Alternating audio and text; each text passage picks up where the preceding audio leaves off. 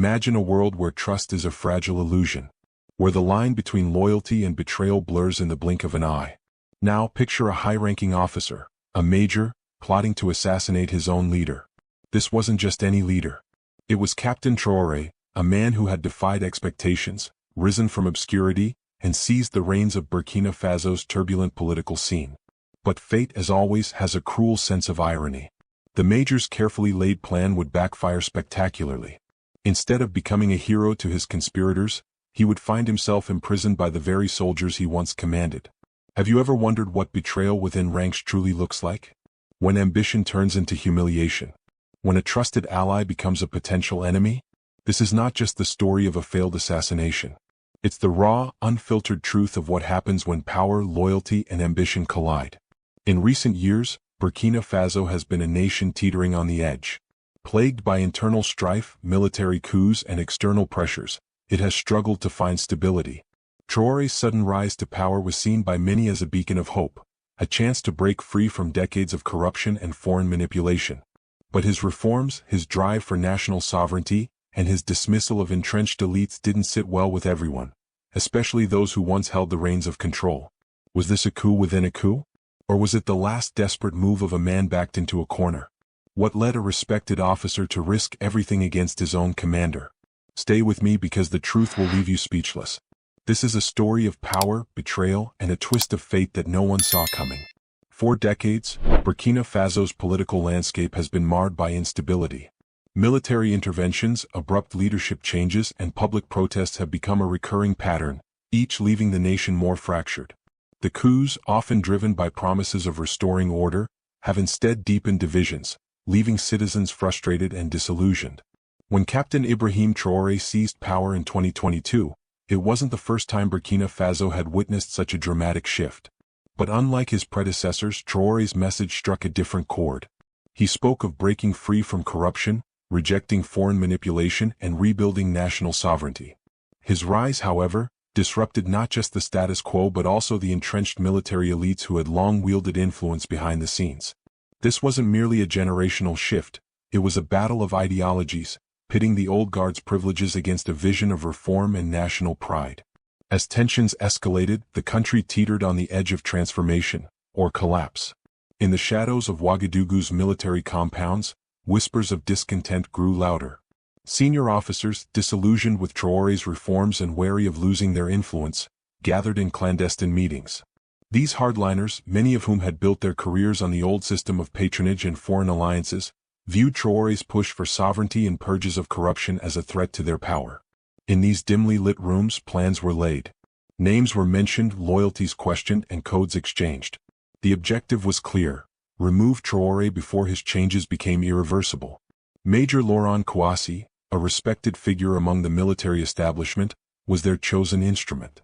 His reputation for discipline and loyalty to the old order made him the perfect candidate to execute their plan.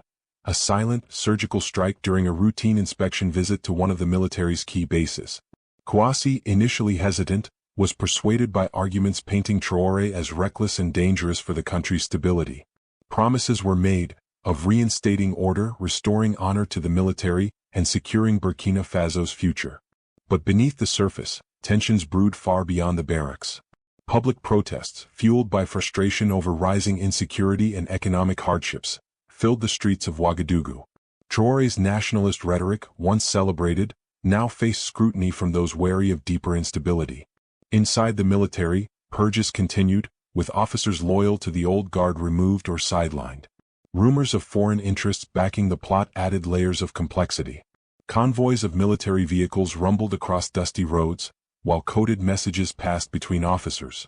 Burkina Faso was a nation on edge, a pressure cooker of ambition, betrayal, and uncertain loyalties. And in the midst of it all, Major Kouassi prepared to execute a plan that, if successful, would change the country's trajectory overnight.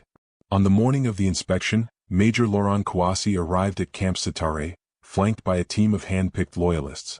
Dressed in impeccable uniform, his demeanor calm, Kouassi was determined to execute a plan that would shift the nation's course. His men surrounded him as they disembarked from armored vehicles, each step calculated, each glance measured. But as they entered the parade ground, something felt off. Soldiers typically relaxed in such settings stood unusually stiff, their eyes sharp and movements precise. Unbeknownst to Kouassi, Traore had already altered the game. Acting on a tip-off, he arrived at the camp 2 hours earlier, positioning loyal forces in plain clothes and persuading key officers to abandon Kouassi's cause. Quiet, precise conversations had flipped the loyalties of those Kouassi trusted. As Kouassi advanced toward the command tent, the shift became clear. At a subtle signal from Colonel Safiatou Diallo, a senior officer respected by both factions, Kouassi's loyalists lowered their weapons, stepping aside without resistance. The sudden silence was deafening. Emerging from a side entrance, Traore appeared calm and composed. His eyes locked onto Kouassi's, and in a steady voice he said, "Major, you came here with treachery in your heart. But it seems your army has chosen loyalty to the nation over loyalty to conspirators." Kouassi, stunned, realized too late that his plan had unraveled before it even began. The very soldiers he relied upon to enact his coup had betrayed him, standing now with Traore. Guns were never drawn, but the message was undeniable. His power evaporated, his fate sealed. News of Kouassi's arrest at Camp Traore spread rapidly. Traore's team wasted no time releasing a carefully crafted statement. They framed the incident not as a coup attempt, but as a resounding victory for national stability. In their narrative, this wasn't a purge or a betrayal, it was a patriotic stand against corruption and foreign manipulation. They hailed the loyalty of the soldiers who refused to follow Kouassi's orders, casting them as heroes who chose national interest over personal gain. Public reaction was swift and divided. Supporters of Traore flooded social media with hashtags celebrating his resolve. Crowds gathered in city centers, waving Burkina Faso's flag and chanting slogans of unity and independence. News outlets looped footage of Traore's calm confrontation with Kouassi, framing it as a masterstroke of leadership. B-roll flooded the airwaves.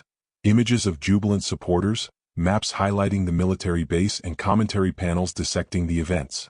But not everyone was convinced. Detractors saw the incident as a calculated move to eliminate opposition and tighten Traore's grip on power.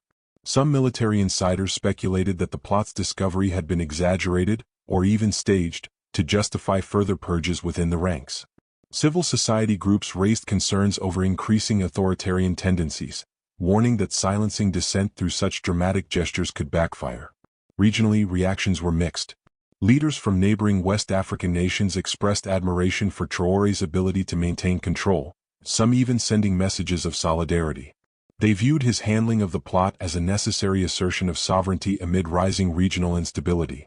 However, analysts from Western institutions were more cautious.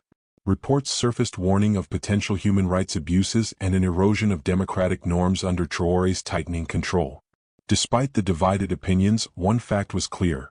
This was a pivotal moment in Burkina Faso's political trajectory.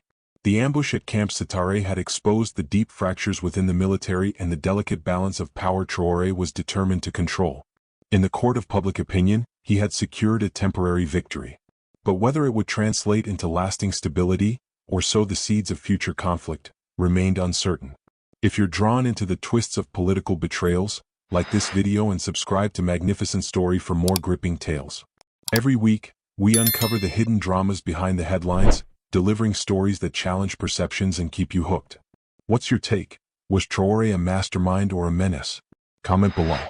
Your insights fuel the conversation and bring new perspectives to these complex narratives. Don't forget to share this story, hit the notification bell, and brace yourself for more revelations. Because in politics, truth is stranger than fiction. Each story we tell is a reminder that power is a fragile game, where today's hero can become tomorrow's villain. Who will rise next and who will fall? Stay tuned. The next chapter of this saga is already being written, and you won't want to miss it.